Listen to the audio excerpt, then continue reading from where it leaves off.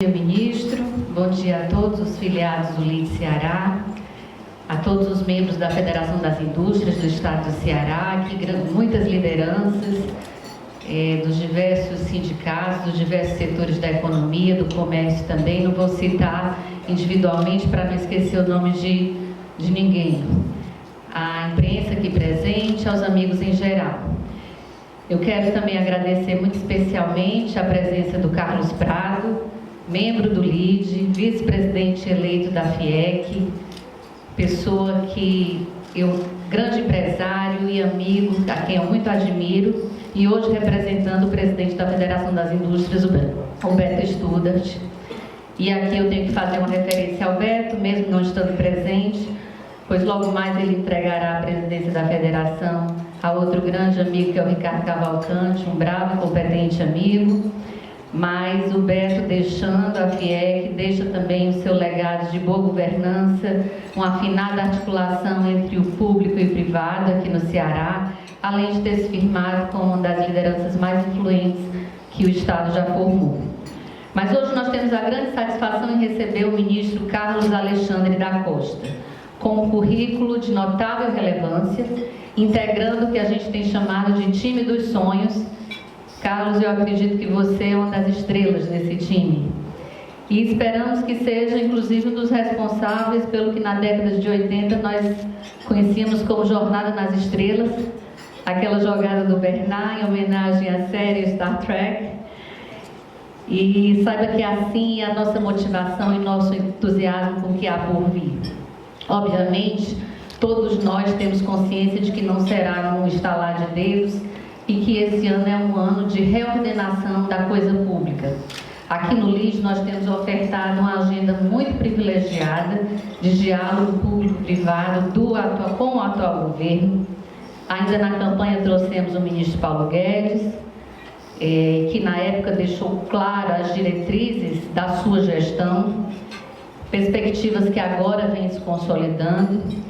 Na sequência, trouxemos o ministro secretário Rogério Marinho e, mais recentemente, o presidente da Caixa Econômica Federal, Pedro Guimarães. E agora temos a boa oportunidade de ouvi-lo. Quanto a esse novo momento de país, é muito interessante que, através da sua secretaria, tenha vindo à tona a produtividade. E será importante ouvirmos sobre esse novo modelo de gestão, sobre essa reordenação ministerial e, sobretudo, sobre os planos e metas do governo para produtividade, geração de emprego e competitividade. É de conhecimento de todos que o nosso diagnóstico é crítico. Ineficiência, economia frágil, perspectivas de deflação, um Estado cartorialista, isso todos nós sabemos. Então, queremos ouvir o outro lado, ministro. Qual a estratégia a ser adotada paralelamente às reformas previdenciárias, às privatizações, a reforma de Estado, a reforma tributária que vem aí, o que nos ajudará a decolar rumo ao futuro, e a indústria 4.0, por exemplo, que é citada em seus planos.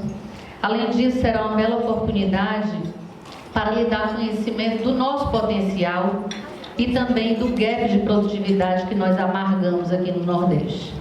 Esperamos também que possa sair daqui com algumas ideias, pois entendo que o modelo ideal não está na cabeça de alguns, mas é construído com a sociedade civil.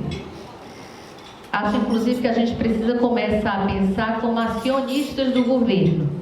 E um acionista investe, cobra resultado, acredita e também desinveste quando não está mais acreditando, né?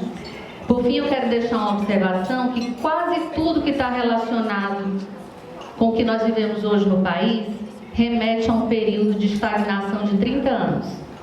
O Brasil está defasado e não andou nos últimos 30 anos, sem falar no que piorou nos últimos 16. Na década de 80, se falava que o Brasil seria o país do futuro e até hoje nós não temos nenhum índice que nos leve a tal feito. Há 30 anos a reforma tributária é debatida e nesses mesmos 30 anos nós passamos de encargos de 23% para 35%. Há cerca de 30 anos o Brasil cresce em média 2% ao ano. Em 1980, esse é um dado que o ministro sempre cita, A nossa média de produtividade em relação ao trabalhador americano era de 40%, hoje é 23%. Então, amigos, ministro Carlos da Costa, que viremos logo essa chave e que 2020 seja muito próspero para todos nós. Muito obrigada.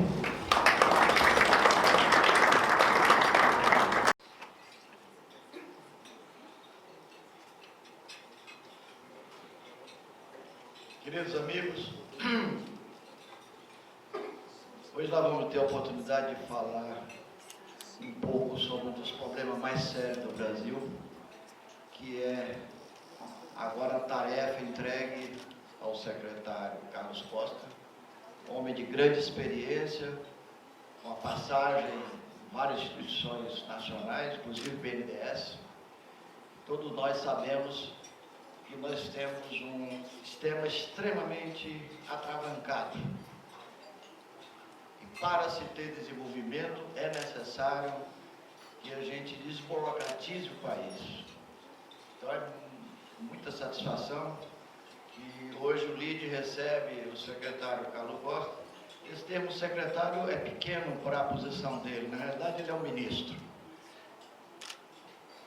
de um governo que tem na sua formação básica gente de altíssima competência em todos os cargos, e Carlos Costas é um deles. Então, com muita alegria que a gente recebe hoje o secretário para dizer um pouco do que ele está fazendo, que vai ser uma ferramenta fundamental para a gente destravar o país e voltar a crescer. Muito obrigado, companheiro Carlos, de estar aqui hoje.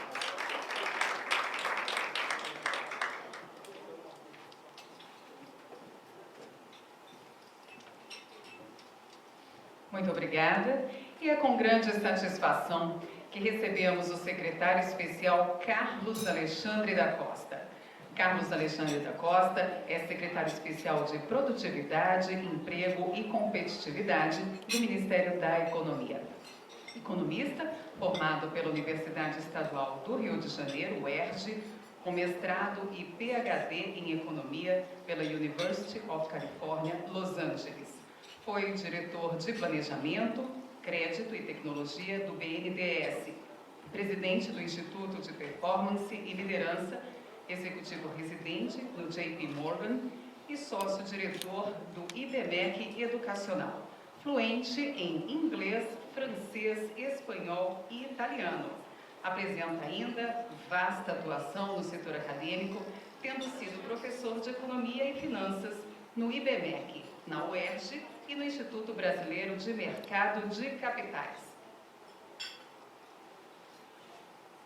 Desenvolveu também atividades de pesquisa em diversas áreas, como economia e regulação, investimento estrangeiro, regulação setorial e reformas macroeconômicas. E agora sim, com a palavra, nosso convidado, o secretário especial. Eu vou aqui interromper, Juliana, e pedir aqui o grande discurso que nós estamos aguardando antes do ministro falar, que é do nosso vice-presidente eleito da FIEC, Carlos Prado, aqui representando o nosso amigo, presidente da Federação, Beto Studart. Bom dia a todos. Eu cumprimento ao ministro Carlos Alexandre Costa e, em nome dele, a todos os demais aqui presentes. Eu vou tirar o meu improviso aqui do bolso. Vocês não se impressionam com o tamanho, porque ele é pequeno, mas o discurso é grande, né? Bom, ministro, em primeiro lugar, muito bem-vindo, as nossas boas-vindas do setor industrial. E nós sentimos muito que o presidente Beto Studart não pudesse estar presente hoje para lhe transmitir diretamente os cumprimentos, mas a sua vinda aqui, para nós, tem uma importância muito grande. Muito grande porque é o novo governo que começa a mostrar o seu trabalho.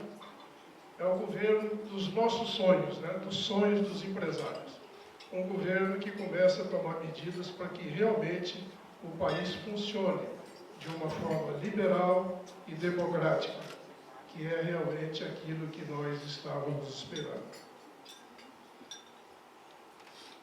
Cumprimentos também a Emília, né, um brilhante líder, principalmente por tê-lo trazido.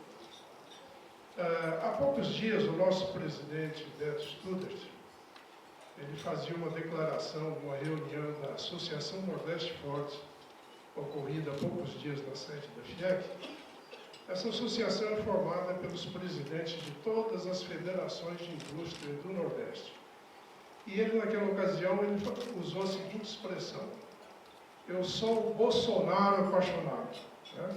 Isso repercutiu, inclusive, ele gravou um vídeo que viralizou bastante, mas mostra realmente o sentimento do empresário aqui da região, que espera que realmente as coisas comecem a acontecer de fato. A FIEC é um exemplo de federação. Ao seu lado aí está o ex-presidente, que antecedeu a gestão do Beto Studart. Um presidente que realmente implantou uma base para que a Federação das Indústrias pudesse dar o salto que ela vem dando na gestão de Beto Studart. Né? É um exemplo de federação porque ela tem como característica uma renovação constante. Uma renovação constante e sempre despertando novas lideranças. Uma federação que traz as suas contas rigorosamente em dia, é uma federação que tem seu braço político, o Centro Industrial do Ceará, né? Também como um berço político, berço de novas lideranças, já que também faz a renovação constante. A cada 2 anos nós temos um novo presidente.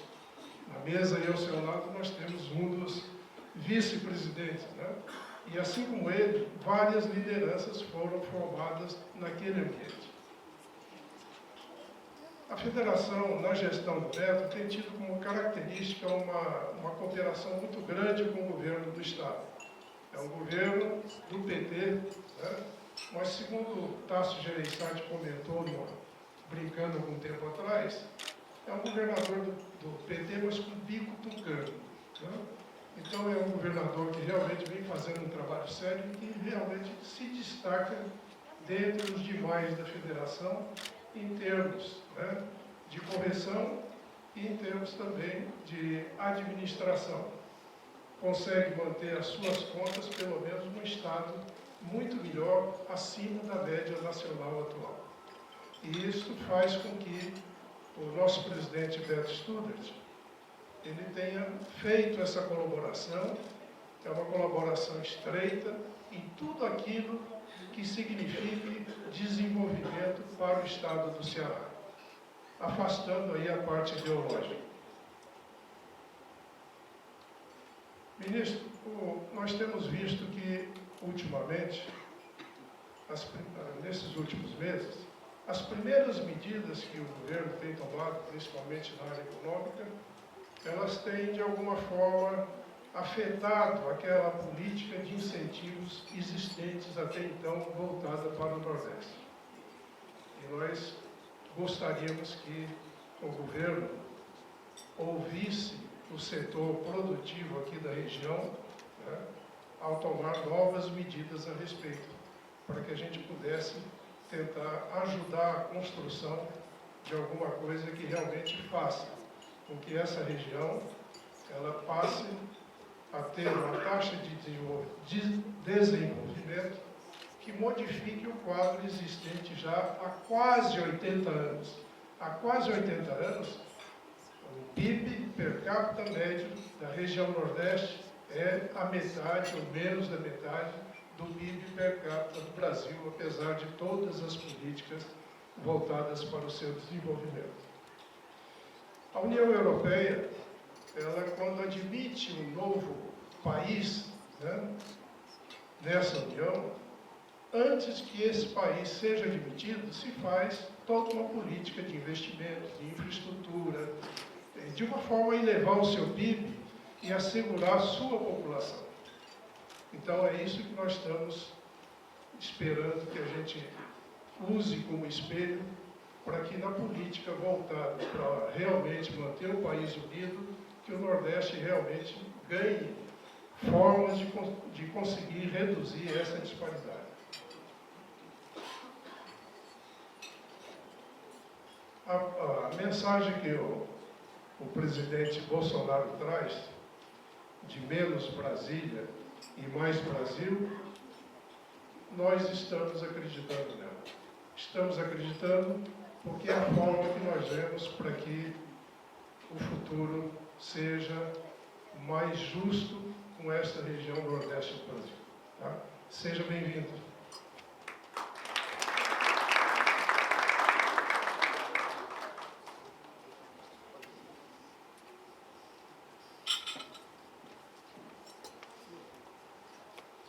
Agradecemos pela saudação do também anfitrião deste evento, o vice-presidente eleito da Federação das Indústrias do Estado do Ceará, Carlos Prado, aqui representando o presidente da FIEC, Beto Studart. E agora sim, com a palavra, nosso convidado, o secretário especial Carlos Alexandre da Costa. Muito bem-vindo.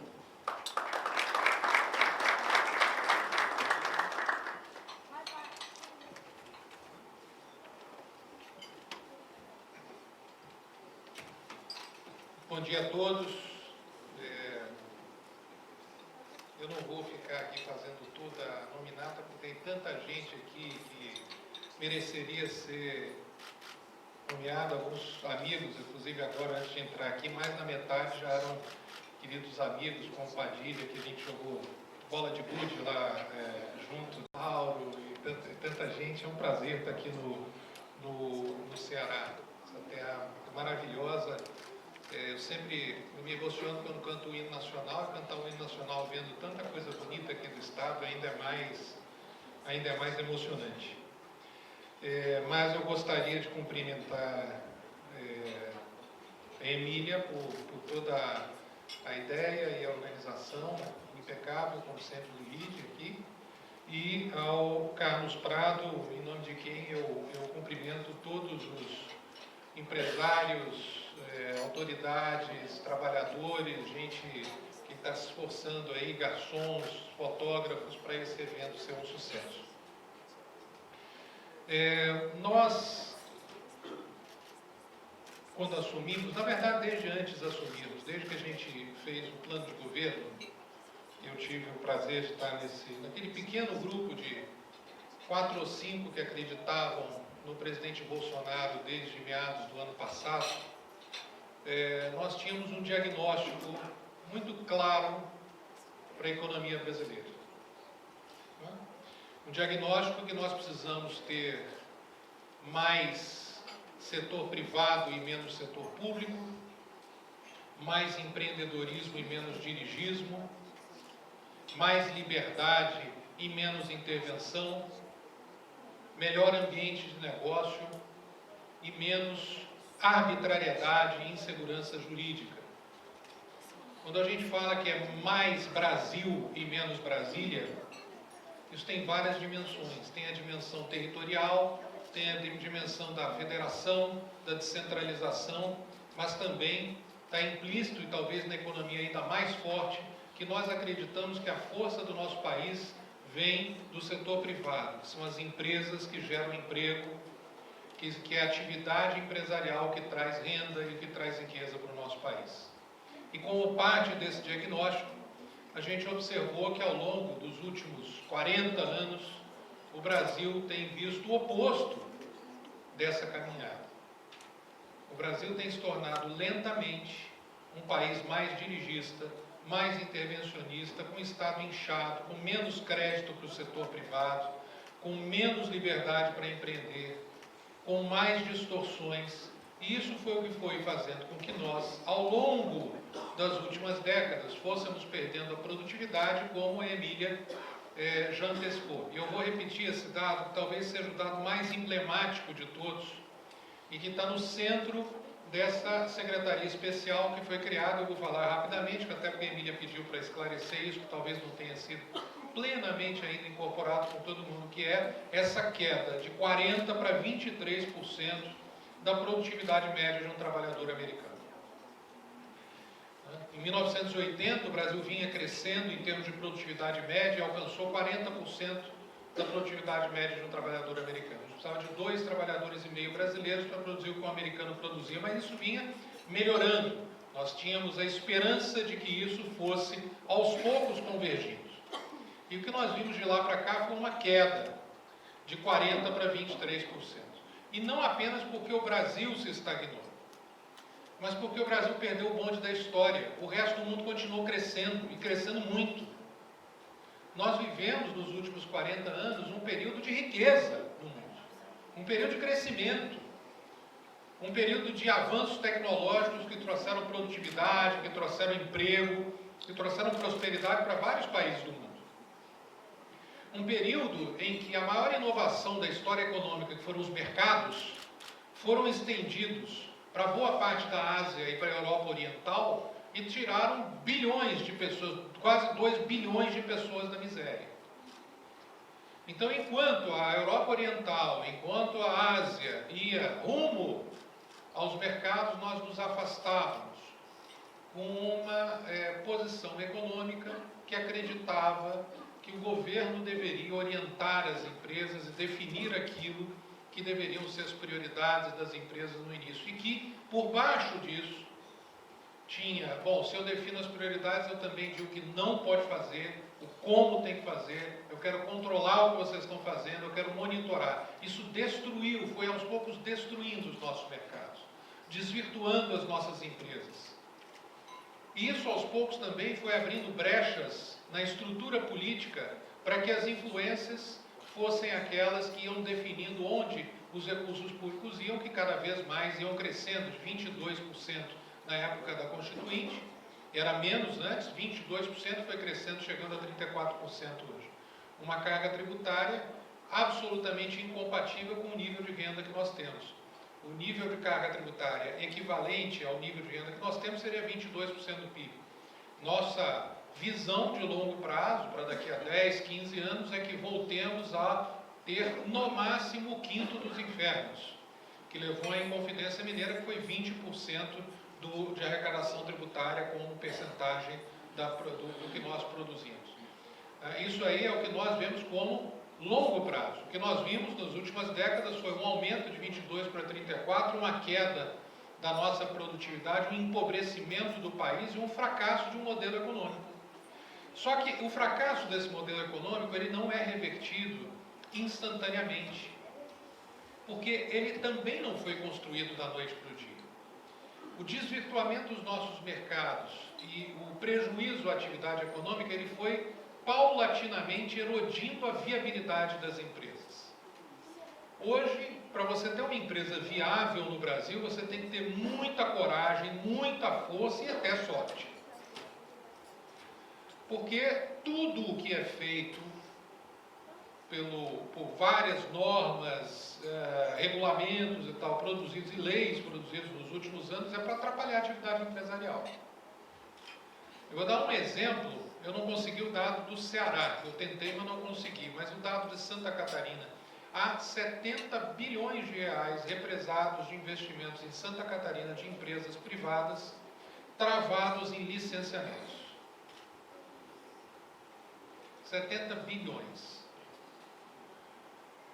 Não é assim, eu estou pensando em investir, aí não, tem que fazer, não, o processo já começou e isso é custoso do ponto de vista da burocracia, então são projetos concretos de investimentos que estão parados. Então, se nós fôssemos irresponsáveis de certa forma e liberássemos tudo, Santa Catarina estaria um salto de crescimento. Só que com prejuízos ambientais, de segurança, IFAM, quilombola, indígena e assim por diante. Nós não estamos defendendo isso.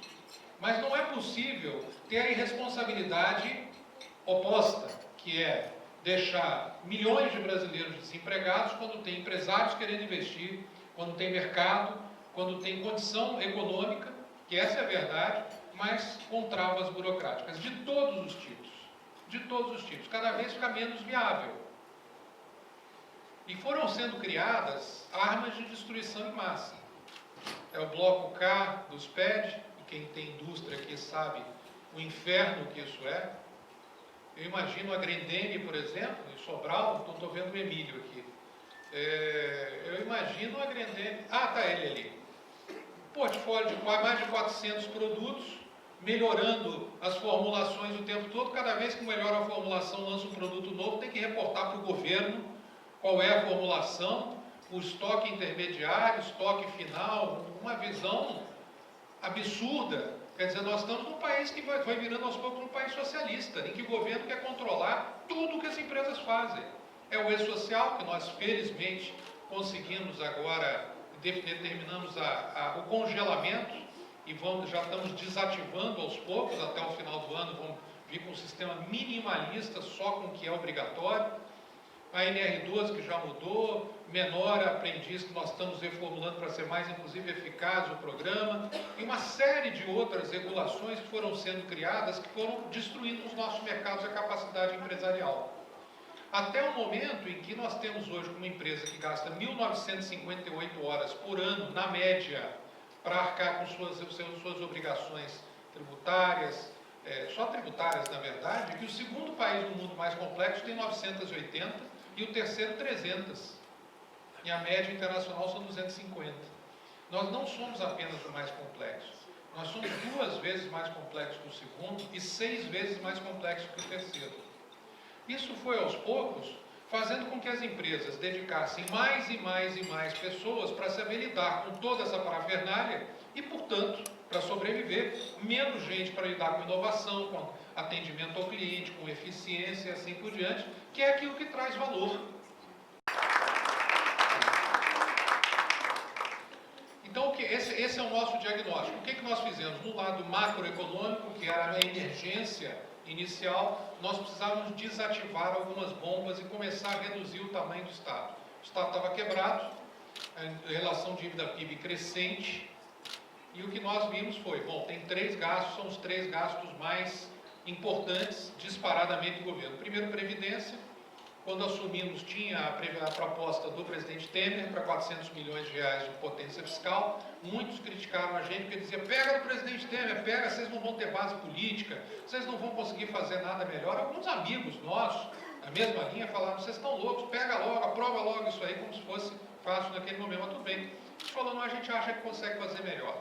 E eu ouvi de vários amigos, inclusive, assim, não, melhor porque vocês vão fazer mágica, vocês não têm base política, vocês não vão lotear os ministérios também? Não vão fazer nada disso, é a nova política, é o debate, é a sociedade aberta, é uma visão de ideias que vão sendo disseminadas, a sociedade se mobilizando. Não, imagina, impossível ter apoio popular para a reforma da Previdência, impossível para... Bom, aí agora, quando estamos chegando a reforma de menos de 1 trilhão, 920 bilhões, as mesmas pessoas falam assim, pô, mas tinha que ter sido 1 trilhão, né? E 379 votos na Câmara sem loteamento político. O que isso representou, senhores, não foi só a reforma da Previdência, que em si é a mais importante do ponto de vista fiscal. Isso para nós é um símbolo de que o Brasil despertou e que nós temos um novo equilíbrio político no caminho da prosperidade. A mais difícil das reformas, do ponto de vista político, era a da Previdência. Se nós conseguimos, com o poder do debate, com o poder da sociedade mobilizada, com a articulação política republicana, 379 votos, para conseguirmos aprovar a mais complexa politicamente das reformas, o que nós temos certeza agora é que o Brasil vai entrar no caminho da prosperidade. Esse era o nosso primeiro passo. Não era apenas, já seria importante a Previdência, mas é também a construção de uma nova visão de país. Uma visão orgânica, uma visão endógena, não é um pacotaço. Que às vezes falam, vocês não têm plano. É claro que a gente tem plano. A gente não tem um pacotaço, não é o Collor 1, Collor 2, plano verão, não é isso. Nós não acreditamos nisso. Isso é voo de galinha, isso nós já tentamos vários. Nós precisamos de um novo equilíbrio, de uma nova visão de país, uma visão a partir do empreendedor, do setor privado. E isso vai se constituindo aos poucos. Então, primeiro, a reforma da Previdência, privatizações para reduzir o peso da dívida, melhorar a percepção de risco do país. Para os senhores terem uma ideia, apesar da dívida ter crescido nos últimos anos, talvez esse ano seja o ano que a gente menos gaste de juros para a nossa dívida. Por quê? Porque a curva de juros caiu ainda mais do que os juros de curto prazo. Então, o custo total da dívida despencou. Isso tem um impacto fiscal também muito importante. E, ao mesmo tempo, nós estamos zelando para que os gastos públicos fiquem lá embaixo. Ontem a gente cortou até cafezinho do Ministério da Economia. Nós estamos cortando tudo, porque nós temos que dar o nosso exemplo. Nós temos que dar o nosso exemplo. Nós estamos vendo um momento de dificuldade, nós temos que dar o nosso exemplo. E fizemos também o que as empresas usam às vezes as palavras em inglês, chama assim hiring freeze. Não pode mais contratar gente no setor público, a não ser que passe por algumas pré-condições. Tem que digitalizar, tem que ter um projeto de eficiência, tem que ver se não tem mais ninguém no governo. Aí sim você pode contratar alguém, porque 50% dos funcionários públicos federais se aposentam entre este ano e 2025.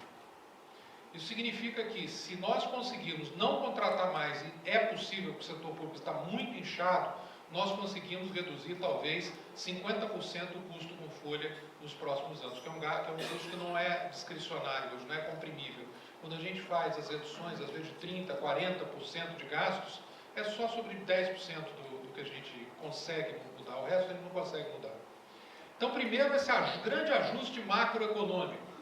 E aí, reformas para a competitividade, que tem uma série que eu vou falar, e tem algumas que não estão sob minha responsabilidade, reforma tributária, que temos esperança que até o final do ano a gente já tenha um novo modelo tributário consensuado. Não sabemos exatamente qual vai ser, isso é uma discussão democrática no Congresso. A boa notícia é que os 5 modelos em discussão, todos eles têm algumas características importantes. Todos eles têm menos oneração sobre a produção, todos eles têm muito mais simplicidade, todos eles têm menos incidência sobre quem contribui em ampliação da base, e todos eles têm mais progressividade do que o atual sistema. Então, nós não sabemos exatamente o que vai ser, mas que vai ser um sistema muito melhor do que o atual, será. E nós temos algumas convicções nossas, e vamos lutar por elas, mas principalmente orientar a discussão com os nossos princípios para um país muito mais produtivo. A segunda é a abertura comercial gradual. Nós precisamos inserir nosso país ainda mais no contexto global de forma gradual, previsível, sem solavancos e sem surpresas, porque um dos nossos princípios é a segurança jurídica e a previsibilidade.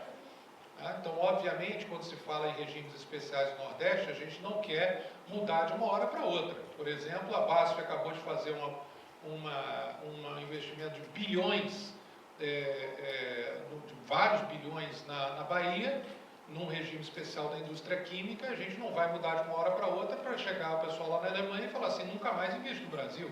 Isso é um país que não é sério. É óbvio que a gente não vai querer mudar isso de uma hora para outra, mas nós estamos revendo todos os subsídios, e óbvio, é o que a sociedade espera da gente, para ver o que funciona e o que não funciona. O que não funciona, de forma previsível e sem atrapalhar, sem prejudicar os investimentos que já foram feitos, eles precisam ser descontinuados, porque os recursos são poucos e há muito o que fazer no nosso país. E aqueles que funcionem, que eles sejam inclusive ampliados.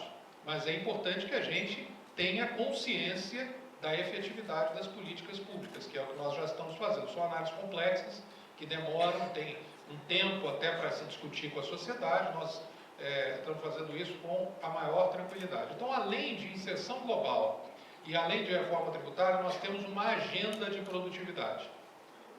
E para cuidar dessa agenda de produtividade, nós fundimos várias áreas. Vocês sabem que o Ministério da Economia hoje são 4 antigos ministérios: Fazenda, Planejamento, Indústria, Comércio e Trabalho, e o que era o antigo, praticamente todo o antigo Ministério da Indústria e Comércio.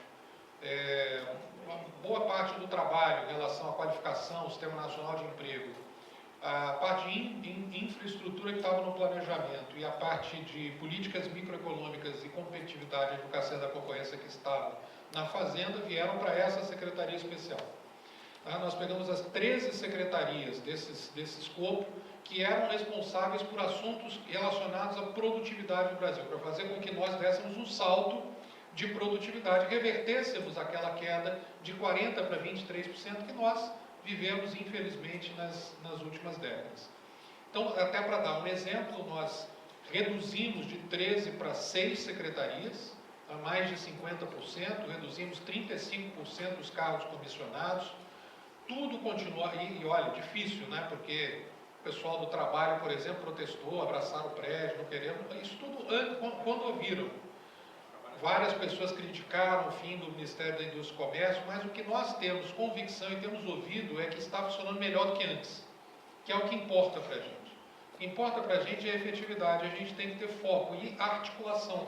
É muito importante essa articulação para que o governo tenha políticas coordenadas. Quando a gente fala de produtividade, a lição número 1, tem lá pegar todas as pesquisas sobre como aumentar a produtividade. Lição número 1, criar uma visão para que todo mundo comece a falar de produtividade.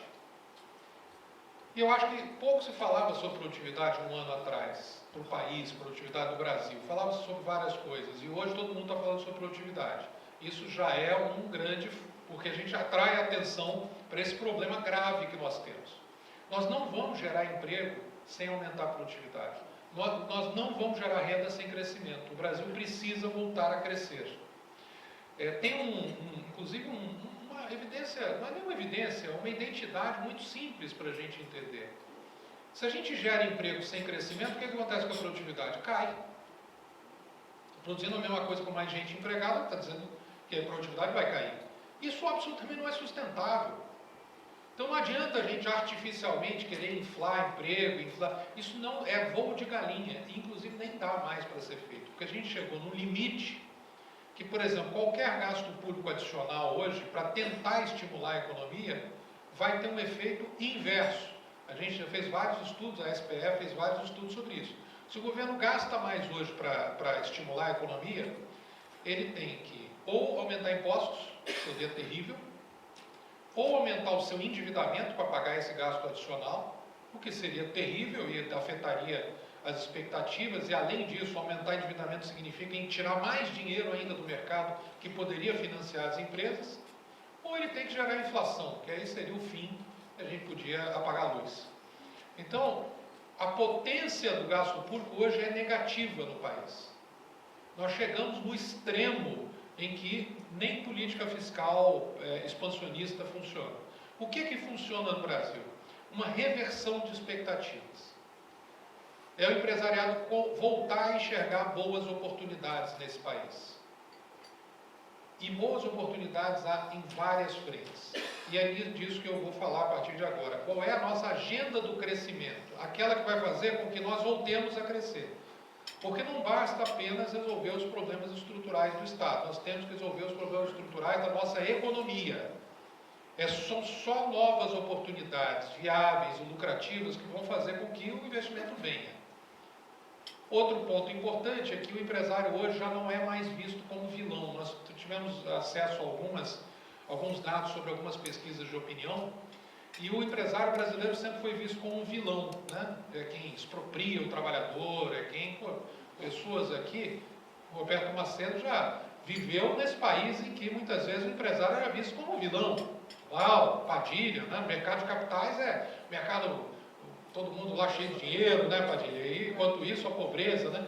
Hoje nós estamos percebendo com algumas pesquisas de opinião que a sociedade já começa a enxergar o empresário como a saída. Empresas saudáveis são aquilo que traz a prosperidade. E o que nós vamos fazer a partir daí? O que é orgulho, né, gente? Eu fui empresário a minha vida inteira. É incrível, um país que não valoriza os seus empresários é um país que acontece, que acabou acontecendo. Eu queria mostrar, isso aqui é o dado, hoje os Estados Unidos têm uma produtividade por trabalhador de $70, a gente tem a Coreia do Sul de aproximadamente 36 e nós 18. Nós estávamos acima da Coreia no início da década de 90, e nós agora estamos metade da Coreia, fomos ficando para trás. Esse é o gráfico que a Emília mencionou, chegamos a aproximadamente mais de 40% da produtividade americana, e hoje estamos com menos de 25%. Isso aqui é o DCI que a gente gosta, o Índice Global de Competitividade, que a gente já não estava bem, melhorou um pouco, depois caiu, estamos em 72º no ranking de competitividade global. Quando a gente olha as dimensões do ranking de competitividade global, começando aqui com infraestrutura, essa linha tracejada é média da OCDE. Nós estamos mal em infraestrutura, mal em adoção de tecnologia, mal em estabilidade econômica, mal em saúde, mal em competência, mal em mercado de produtos e suas regulações excessivas, mal em qualidade de mercado de trabalho, mal no sistema financeiro, tão bem em tamanho de mercado, mal em dinamismo, mal em capacidade, tão mal em tudo aqui. E nós vamos piorando. E mal em tudo por quê? Porque as empresas do Brasil são ruins, os empresários são ruins? Não, é porque lentamente nós fomos erodindo a competitividade. É isso que a gente tem que reverter. Eu vou passar isso aqui. E aí o que nós fizemos? Nós fizemos uma priorização das 5 dimensões, além de abertura comercial e mercado financeiro, que nós precisamos atacar, que em todas as pesquisas, ou em quase todas as pesquisas, são a raiz da nossa falta de produtividade. Que são: precisamos melhorar a nossa infraestrutura, a capacidade de inovação, nosso capital humano, a concorrência e o ambiente de negócio. Então, a CPEC, ela é essa secretaria, que era o antigo MIDIC, e mais algumas secretarias, que é responsável pela agenda nessas 5 dimensões. O que a gente vai fazer? Bom, primeiro, uma diferença clara de diagnóstico. Falta infraestrutura. No Brasil, falta infraestrutura. Temos uma crise de infraestrutura. Nós já tivemos 68% do PIB de estoque de infraestrutura. Era 68%, hoje é menos de 35%. Ou seja, nas últimas décadas nós destruímos a nossa infraestrutura. É como se tivesse passado aqui uma esquadrilha de aviões bombardeando as nossas pontes, nossos portos, aeroportos, saneamento, mobilidade urbana, destruíram metade da nossa infraestrutura. Foi isso que aconteceu nas últimas décadas no Brasil. Nós temos metade como porcentagem do PIB que nós tínhamos 30 anos atrás. Qual era o diagnóstico anterior? O governo tem que investir mais em infraestrutura. Esse era o diagnóstico anterior. Falta crédito subsidiado. O BNDES tinha que dar mais crédito. Mas o que nós vimos nos últimos anos foi mais crédito do BNDES, e hoje tem uma incapacidade do governo de investir em infraestrutura. Aliás, o investimento tem sido muito mal feito. Qual é o nosso diagnóstico? Nós precisamos de um marco regulatório para investimento privado e precisamos ter planejamento de longo prazo para a infraestrutura e deixar que o setor privado invista em infraestrutura. Um exemplo disso é saneamento, que é a maior tragédia hoje de saúde do Brasil, é a falta de saneamento. Morrem 15 bebês nascidos vivos e com saúde por dia no Brasil, antes de completar 1 ano. Então, nasceram com saúde, bem, antes de completar um ano, 15 morrem por falta de saneamento no Brasil. 60% da população cearense não tem acesso a esgoto. 47% da água do Ceará é desperdiçada por problemas na rede de saneamento do Estado. Enquanto isso, falta água, né, Carlos Prado, para os melões e para a população. 47% são desperdiçados. Enquanto isso, nós temos 500 bilhões de reais de investimentos que hoje estão prontos para entrar no Brasil, gerando 700 mil empregos para resolver até 2030 esse problema. Não precisa de dinheiro público. Tem muita oportunidade de infraestrutura no Brasil. O que nós precisamos são os novos marcos regulatórios, ambiente adequado para esses investimentos. Estamos trabalhando nisso, inclusive o senador Tasso Gereissati tem sido um grande parceiro no novo marco do saneamento. Estamos agora na reta final, esperamos que no máximo 45 dias a gente tenha um novo marco aprovado. Uma batalha importante que a gente tem travado e que temos certeza que em breve o saneamento terá bilhões. Vão se preparando porque são 700 mil empregos que vão ser gerados. É isso aí. Aliás, a infraestrutura será a saída dessa recessão, a gente tem certeza disso. Porque o consumo ainda vai demorar um pouco, ainda tem muito endividamento da pessoa física, e quem não está muito endividado é muito conservador. Gasto público inviável aumentar, exportações devem aumentar, mas não significativamente, o crescimento virá em investimento principalmente em infraestrutura e em modernização das empresas. No primeiro momento, não expansão da capacidade produtiva, mas em modernização, porque infelizmente nós temos ainda muita capacidade ociosa, mas também muita capacidade ociosa desatualizada pela falta de investimento nos últimos anos. Bom, e aqui eu não vou entrar em detalhe, mas inovação. O diagnóstico anterior precisa investir mais em pesquisa e desenvolvimento. O nosso diagnóstico é que as empresas precisam ter mais espaço para inovar, um ambiente mais adequado e mais apoio do governo para as empresas inovarem. e não para Instituto Público Federal fazer pesquisa totalmente sem sintonia com o que o mercado precisa. Capital humano, falta gasto público? Não, nós precisamos redirecionar os gastos públicos, inclusive em parceria com o Sistema S, nós estamos fazendo um novo pacto com o Sistema S, inclusive com redução, desoneração da folha salarial de parte das contribuições, mas uma reorientação para a gente trabalhar junto por um país mais produtivo, com mais capital humano. Concorrência. Faltavam campeões nacionais, era toda aquela linha. Nós fazemos uma falta concorrência em banco, falta concorrência em empreiteira, agora não mais.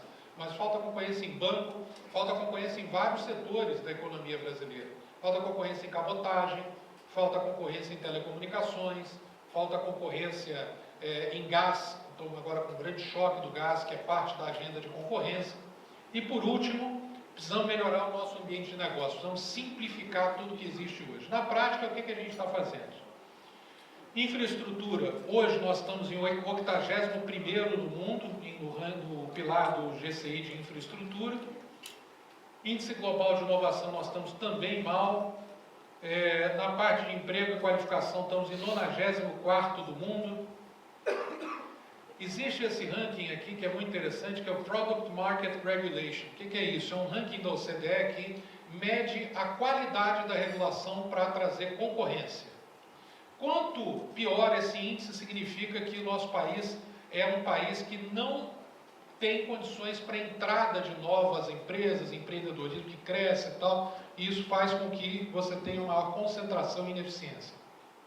Nós estávamos no 4º lugar de baixo para cima. Atrás da gente estava Indonésia, Índia e China. O que aconteceu nos últimos 4 anos é que nós ficamos em penúltimo. Mas nós só ficamos em penúltimo por uma razão, sabe qual foi? Porque a Argentina estava fora dessa pesquisa e entrou. Senão a gente teria ficado em último. Agora a gente está em penúltimo porque o último é a Argentina. Estava fora da amostra anterior. Nós fomos piorando e criando mais barreiras. Não pode, empresa... Teve o caso recentemente, que a gente está revertendo agora, a Fox queria colocar a programação dela na internet, não pode. Não pode nada, viramos um país socialista. Nós estamos com mais cara da Alemanha Oriental, da Polônia, da Tchecoslováquia, né, que existia antes, do que mesmo a Colômbia e no Peru aqui do lado. Então, a reversão, uma economia de transição, é a reconstrução do nosso capitalismo. Ambiente de negócio, 109º lugar. Dinamismo de negócio, que é um dos pilares do GCI, nós estamos em 108º. Mas no Doing Business nós estamos em 109º. E para isso a CPEC quer, com a nossa visão, é viabilizar esse aumento da produtividade como? Não é com mais gasto público, não é com nova matriz econômica, não é com priorização de setores, é com livre iniciativa, mercado concorrencial, capital humano e modernização das empresas brasileiras. E como é que a gente vai fazer isso? Essas são as grandes metas. A gente quer passar no ranking do Doing Business de 109º para o 50º lugar ainda nesse governo, e no do GCI do 72º para o 50º. Só para terem uma ideia do poder disso, o Pedro Renault, que é o economista do Banco Itaú, acabou de divulgar uma pesquisa em que ele estima o quanto de crescimento econômico, na média, é gerado para cada 10 pontos de crescimento nesse ranking. O número era meio assim, forte, causa grandes emoções, mas o que ele estimou foi o seguinte: cada 10 pontos no Doing Business aumenta, cada 10 pontos aumenta em 20% o PIB potencial. Fez uma pesquisa grande com vários países, série histórica e tal. Isso significa que, olhando para esse número, e a gente não está dizendo que é isso que vai acontecer, tá, gente? Olhando cruamente para a pesquisa empírica, a gente está dizendo que a gente dobra o PIB em 3 anos se a gente passar do 109º para o 50º. Não estou dizendo que é isso que vai acontecer, eu estou dando uma impressão da magnitude, da importância relativa de ter um bom ambiente de negócio com crescimento. E a cada 10 pontos no GCI são 32% de aumento no PIB. Isso significa o seguinte: pelo Doing Business a gente cresceria 100% e pelo GCI 65% em 3 anos. Nós não estamos falando que é isso que vai acontecer, nós estamos dizendo que nós temos uma quantidade de valor a ser destravado absolutamente impressionante. E quando a gente pensa no nosso país, assim, por que raios 4 brasileiros para produzir o que um americano produz? Não faz o menor sentido. E aumentar 100% significa ainda assim, significa chegar próximo do que a gente era em 1980. Em termos relativos, nós empobrecemos muito, mas por uma razão muito simples. Porque o motor do crescimento e da prosperidade, que é o empresário, que é a capacidade de produção, de geração de empresas de renda, de empresas competitivas, no mercado concorrencial, foi destruído. Nós vivemos o que aconteceu no leste europeu, na Rússia, na antiga União Soviética, com aquelas filas para comprar pão, aquelas coisas. Por que a União Soviética empobreceu? Por que a Polônia empobreceu? Por que a Alemanha Oriental empobreceu? Por que a Coreia do Norte não cresceu, enquanto a Coreia do Sul cresceu? Porque foram se distanciando dos mercados. Nós temos que recompor os mercados. E essas são as medidas, o Doing Business e o DCI. Como é que a gente vai fazer isso na prática? Nós temos 5 grandes planos que nós anunciamos de maneira tímida. O foco era a Previdência, nós vamos fazer um grande anúncio em breve. Esses 5 grandes planos são o Simplifica, Emprega Mais, Concorrência para a Prosperidade, ProInfra Brasil 4.0. Os 5 estão na agenda prioritária do presidente. Para vocês terem uma ideia, a agenda prioritária do presidente tem 50 projetos. Foi fechada essa semana. De todos os ministérios, tem 50 projetos. 5 dos 50, 10% são esses aqui. Ou seja, 10% da agenda prioritária do presidente da República será produtividade. São esses 5 projetos. O que são cada um deles, brevemente? Primeiro, simplifica. Todos eles têm metas, e não é assim, vão passar do 94º para o 76º no ranking de dinamismo de negócio. Não. Para cada um desses indicadores, a gente estudou fundo. Estávamos essa semana, inclusive, com o pessoal do World Economic Forum. Fundo, pergunta por pergunta, o que precisa ser feito em cada uma delas. Foi um trabalho minucioso dos últimos meses, com ações em cada um desses subíndices de cada pilar do DCI e do Doing Business. O governo inteiro está mobilizado. Alvará de construção, do 175º para o 75º, Burden of Government Regulations e assim por diante. Isso aqui é só do Simplifica, eu não vou entrar em grandes detalhes de cada um. E o Simplifica, ele foi dividido em 2 partes. Primeiro, que a gente chama de advocacy, que é trabalhar com o setor privado no diálogo, nós não temos as respostas detalhadas. Nós não podemos incorrer na falha do que o Hayek chamava de arrogância fatal, de achar que a gente sabe mais do que o setor privado. Nós temos que sentar, como temos sentado, os primeiros 4 meses nós tivemos 450 reuniões com representantes do setor privado, para ouvir o que é que te atrapalha. Ontem, inclusive, no Congresso do Movimento Brasil Competitivo, foi lançado um projeto conjunto, que já começou, na verdade, há 4 semanas, que a gente pegou tudo que a gente fez nos últimos meses, de conversas, priorização de ações e assim por diante, com o setor privado, e vai implementar o que a gente está chamando da Lei da Competitividade. O que é a Lei da Competitividade? É a institucionalização de um processo de diálogo que continuamente identifica aquilo que prejudica o custo Brasil, prioriza o que mais prejudica, porque é muita coisa, você tem que ter um método de priorização, e ataca. A nossa ideia é fazer que nem tem empresa, né? Custo Brasil, custo é que nem unha, você tem que cortar continuamente. Você não pode parar de cortar. O custo Brasil tem que ser atacado continuamente, porque tem uma tendência endógena de complexidade. Então nós vamos ter a lei, em breve nós vamos defender a lei da competitividade, que é a institucionalização de um processo de melhoria contínua do custo Brasil. E a advocacy é isso, é a gente ter um diálogo continuado com o setor privado para defender e priorizar aquilo que atrapalha. E já avançamos em várias frentes. A vitória do E-Social, da NR12, Bloco K, licenciamento ambiental vem aí, e assim por diante, está nessa agenda. Além disso, nós mesmos, as ações dentro da Secretaria de Simplificação já estão em curso. O emprega mais são metas de elevação do capital humano. Nós já lançamos a Estratégia Nacional de Qualificação, vamos implementar um projeto que vai impactar mais de 5 milhões de brasileiros com qualificações de pelo menos 100 horas. Nós temos que ter um salto de qualificação na nossa mão de obra, e isso é uma das grandes prioridades para o Nordeste, inclusive. A gente precisa, inclusive, olhar as novas profissões. Existem algumas diferenças regionais que precisam ser tratadas. Santa Catarina, por exemplo, apesar de todo aquele represamento de investimento, tem 6% de desemprego só. E falta mão de obra lá qualificada. Nós precisamos qualificar nossa gente no Nordeste, investir em infraestrutura com investimento privado, que vai chover no Nordeste, se a gente fizer, e nós estamos já fazendo as reformas necessárias. Eu acho que o Nordeste tem que ser uma prioridade nesse governo. Já é uma prioridade, e dentro da CPEC será uma prioridade nos próximos meses.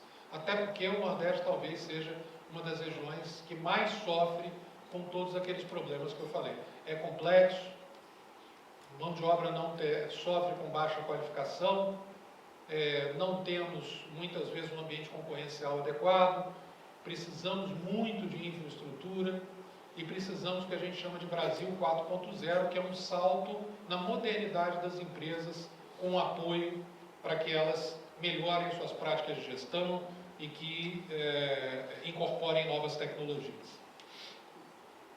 Concorrência para a prosperidade é melhorarmos todos os setores, atacarmos setor por setor onde tem muita concentração. O primeiro deles é o setor do gás, que nós estamos trabalhando para que a redução do preço do gás pela concorrência seja de até 50%. O gás brasileiro, para vocês terem uma ideia, a Petrobras compra $2 o gás no poço, nas empresas internacionais, e entrega 13 na empresa. Uma aberração, né? Uma aberração. 2 para 13. Tá certo, é mais caro tirar o gás do oceano do que tirar de um campo de gás de xisto nos Estados Unidos. Mas lá nos Estados Unidos é 60 cents o gás de xisto e chega a $2 na empresa, $2,50. A maior diferença, todo mundo fica falando, não, o fenômeno gás de xisto, shale gas nos Estados Unidos, aqui nosso gás é caro. O nosso gás é caro não é porque a gente não tem o gás de xisto, é porque nós temos um mercado concentrado, em que, por exemplo, os gasodutos estão hoje com 40% de ociosidade. Sabe por que tem 40% de ociosidade? Porque a Petrobras é um monoopcionista de um lado que paga pouco pelo gás no poço. Aí estão 35 milhões de metros cúbicos diários de gás sendo reinjetados para baixo do oceano. Aí do outro lado você tem uma Petrobras cobrando muito caro e um monopólio na distribuição que faz com que as margens sejam gigantescas. Aí chega a $13 e matou a indústria de cerâmica, de vidro, boa parte da construção, energia cara e tudo isso. O que nós estamos fazendo? Nós já assinamos o TCC com a Petrobras, baixamos todas as normas do Conselho Nacional de Política Energética para trazer concorrência. Nós não vamos dizer para a Petrobras qual o preço que ela tem que cobrar. Nós não vamos definir preço de mercado. Isso é a antiga prática. A nova prática é que precisamos garantir concorrência. A Petrobras vai ter que abrir os dutos para licitações para agentes privados. Não pode ser monoopcionista qualquer um para poder comprar gás das empresas de petróleo que estão atuando no oceano ou em solo brasileiro. As empresas distribuidoras vão ter que liberar consumidor grande para ser consumidor livre. Isso, na nossa estimativa, vai baixar pelo menos 40% o preço do gás no Brasil. Isso vai gerar um boom de investimento em toda a indústria. A indústria química estava morrendo no Brasil. Cerâmica já morreu, 50% do custo da cerâmica é gás. Então, e além disso, com descarbonização da economia, que é um capítulo à parte, eu não vou gastar mais tempo aqui sobre isso, mas nós estamos vivendo hoje um ataque à nossa reputação no Brasil por conta de supostas queimadas excessivas na Amazônia, quando nós estamos com um ano com muito menos da média dos últimos anos de queimadas. Ainda é um problema, precisa ser atacado, nós estamos atacando, vamos atacar mais o problema das queimadas na Amazônia, mas o que esquecem de dizer é que a nossa matriz energética é uma das menos carbonizadas do mundo. Quando o francês, na hora de tomar o vinho, que ele gosta, eu também gosto, compra uma taça brasileira, ele emite muito menos gás carbônico na atmosfera do que quando ele compra uma taça de vidro francês ou austríaca. Só que eles não falam isso. A verdade é essa, o Brasil hoje tem uma matriz de hidroelétricas, usando etanol, agora gás natural e assim por diante, enquanto boa parte do mundo ainda usa carvão, onde tem indústrias poluidoras em várias partes do mundo. Nós hoje temos que, inclusive, estamos com um plano para a nossa competitividade, vai ser anunciado em breve, para que a gente comece a ganhar com isso. Porque não é possível a gente ser condenado pelo mundo quando somos um país que tem uma matriz energética e que tem a floresta amazônica em pé, contrariamente ao que outros países fizeram, que contribui para o equilíbrio climático do mundo. Não tanto pelo oxigênio, né? O presidente da França está um pouco desatualizado, eu me lembro que eu aprendi isso na escola, que na verdade eram as algas. Mas enfim, mais concorrência. Concorrência no setor bancário, nós estamos vindo aí com algumas mudanças importantes para trazer concorrência no setor bancário, em vários outros setores. Aprovamos o cadastro positivo, aprovamos a liberação de medicamentos isentos de prescrição.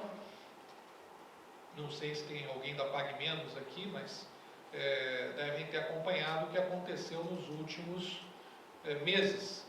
Isso é um caso, eu sei que acabou meu tempo, mas eu acho que tem alguns casinhos interessantes para a gente entender o que estava acontecendo com o país. O Brasil era o único de 3 países com controle de preço de medicamentos para o mercado privado. Todos os medicamentos, com preço controlado. Só que tinha um detalhe, a vasta maioria dos medicamentos é comercializada abaixo do preço máximo definido pelo governo. Parece um paradoxo, né? Por que você controla preço de um negócio que só pode vender por menos de 100, mas o preço de mercado é 50? Por que tem esse preço? Aí tinha uma hipótese. E se esse preço está sendo usado para coordenar oligopólios e manter o preço mais alto do que seria se não tivesse esse controle? Aí a gente fez um teste. Bom, vamos liberalizar. Nós queremos ter concorrência, queremos ter o mercado funcionando. Então pegamos os preços dos MIPs, que eram medicamentos isentos de prescrição. Esse medicamento que não está atrás do balcão, né? Que está para cá do balcão. Bom, vamos liberar os preços. Só que antes da gente liberar, eu fiz uma pequena pesquisinha lá que a equipe fez, da Secretaria de Advocacia da Concorrência, que é uma das nossas secretarias lá. O que acontece no dia que aumenta o preço máximo? Vamos supor que todos os preços estivessem abaixo do preço máximo. Se você diz, olha, o preço está 60, o preço máximo é 100, agora você pode vender a 200, não deveria mudar o preço do mercado, porque já não era restritivo antes. Só que o que acontecia? Todos os preços aumentavam na mesma proporção. Por que não tem motivo econômico para isso? Não teve mudança de oferta, não teve mudança de demanda, não teve aumento de custo, não teve nada. Por que tudo aumentava ao mesmo tempo? Por um motivo. Aquele preço era o sinal para a coordenação de preços oligopolistas. Sabe o que está acontecendo? Os preços estão começando a cair. Inclusive, o presidente de uma associação, uma das associações da indústria farmacêutica, disse que uma empresa foi falar com ele o seguinte: mas agora que o governo não diz qual o preço máximo, como é que a gente define o nosso preço? Isso é uma pergunta que caberia na Iugoslávia, quando abriu o mercado. Agora que o governo não diz para a gente qual é o preço, como é que a gente define o preço? E preço é um mecanismo de alocação de recurso, de disseminação de informação, dizer onde estão as oportunidades, aí vai dar margem e tal. Esse novo Brasil capitalista, com livre mercado, com concorrência, empreendedorismo, é isso que vai fazer com que a gente deslanche o nosso crescimento. Nós temos tudo aqui, precisamos melhorar o ambiente de negócio, nós estamos trabalhando, estamos derrubando as amarras todas para o empresariado brasileiro crescer. Nós precisamos de capacidade de inovação, capital humano, infraestrutura. Nós estamos agora com um novo projeto de lei, uma medida provisória que deverá ser anunciada em breve, para destravar o investimento privado em infraestrutura. Hoje nós não temos project finance no Brasil, a verdade é essa. Investimento em infraestrutura hoje no Brasil praticamente todo exige garantia corporativa. Investimento em infraestrutura no mundo inteiro moderno é Project Finance. Você não precisa garantia corporativa, é o próprio projeto que se garante. Aí você exige garantia corporativa por insegurança jurídica, por vários problemas que nós identificamos. Estamos entrando com uma MP e um projeto de lei para isso, em alguns decretos. E aí você exige garantia corporativa, aumenta o custo de crédito, exige garantia para tudo do banco, aumenta o custo de investimento, inviabiliza muitos novos entrantes para isso, e nós vamos reverter isso que está acontecendo. Então, a concorrência para a prosperidade, o Proinfra, é isso que eu acabei de falar, nós estamos revendo, inclusive, o Minha Casa Minha Vida, não para acabar com Minha Casa Minha Vida, pelo contrário, é para um novo Minha Casa Minha Vida que exija menos recursos públicos e mais habitação sendo construída, usando o patrimônio da União e também projetos maiores que tragam o ganho de valor do entorno para dentro do projeto Minha Casa Minha Vida, é o que a gente está chamando de aproxima. Ao invés de mandar a população para fora da cidade, nós temos que incluir a população dentro da cidade. Para isso, a gente vai usar terrenos do patrimônio da União, que o Brasil hoje é a maior imobiliária do mundo. É mais de R$1 trilhão de patrimônio imobiliário da União, sendo usado muitas vezes com motivos políticos pouco republicanos. Então nós vamos usar isso junto com as prefeituras, maiores prefeituras, para ter um novo Minha Casa Minha Vida, com menos recurso público e mais inclusão da população na região urbana. Porque é uma maldade você expulsar da cidade a população, expulsar da saúde, da educação, da mobilidade urbana a população e levar lá para longe no Minha Casa Minha Vida, que custa caro em termos de recursos públicos hoje. Então, e temos vários: saneamento, ferrovias, telecomunicações, assim por diante. E o Brasil 4.0, em que nós pretendemos aumentar a capacidade de inovação e a preparação das empresas para a tecnologia. Eu vou dar só um exemplo, mais um dado. O Brasil hoje, em termos de recursos públicos, gasta na média da OCDE como porcentagem do PIB para inovação. Só que tem um detalhe: 80% dos gastos com inovação no Brasil vão para bolsas de pesquisa em instituições científicas. Dos outros 20%, 16 pontos percentuais vão para projetos públicos de inovação. Ministério da Defesa, Ministério da Saúde, assim por diante. Só 4% chegam nas empresas.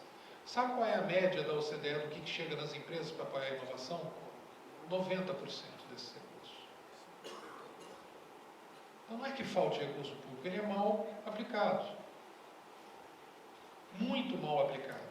E nós queremos inverter isso. Nós estamos trabalhando em uma série de projetos para que os recursos de apoio à inovação vá para as empresas, para o investimento das empresas.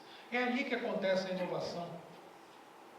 A inovação não é sinônimo de ciência e tecnologia. Das 10 empresas mais inovadoras do mundo, apenas uma investe significativamente em ciência e tecnologia. A ciência e tecnologia está por aí, está no mundo inteiro. Nós temos que ter investimento também em ciência e tecnologia. Mas, principalmente, nós temos que ter empresas saudáveis e com apoio para se modernizar. Que é o que a gente chama de Brasil 4.0. Que é todo um projeto de apoio, inclusive INPI, em 2 anos nós vamos acabar com o backlog, o apoio da Câmara Indústria 4.0, uma série de ações para aumentar a inovação no Brasil. Eu queria concluir aqui dizendo o seguinte: eu espero que tenha ficado claro que existem causas muito visíveis para a nossa falta de produtividade. A falta de produtividade brasileira não é um enigma. Ela tem as suas causas, e essa é a boa notícia. Nós sabemos por que a gente não consegue ser produtivo como estava sendo lá, em 1980.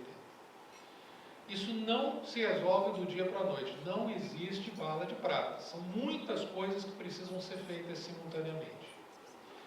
Nós acreditamos, sabemos a direção, que já estamos implementando uma série de ações que a gente tem feito por baixo do radar, porque o foco era a Previdência.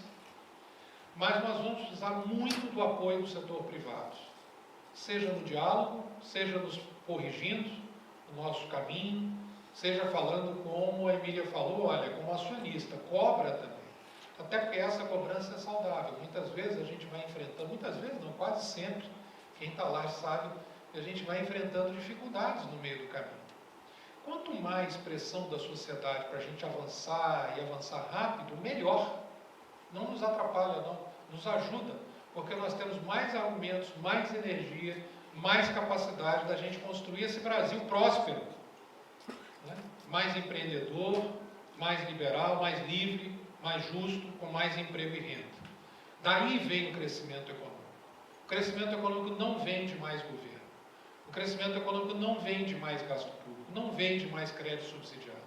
Ele vem de um país como o Brasil, como aquelas imagens que a gente viu aqui no início, que tem tudo para dar certo e que só tem sofrido por falha de Brasília e não por falha dos brasileiros.